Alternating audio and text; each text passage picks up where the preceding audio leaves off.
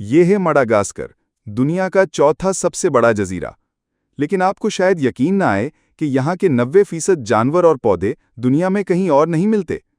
ये नन्हे लीमर सिर्फ यहीं पाए जाते हैं और ज़मीन पर किसी और जगह इनका वजूद ही नहीं।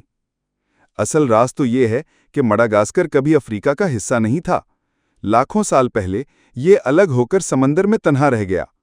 इसी तन्हाई ने इसे एक जादुई दुनिया बना दिया, जहां जिंदगी के ऐसे रंग हैं जो और कहीं नहीं मिलते। कमाल की बात है ना?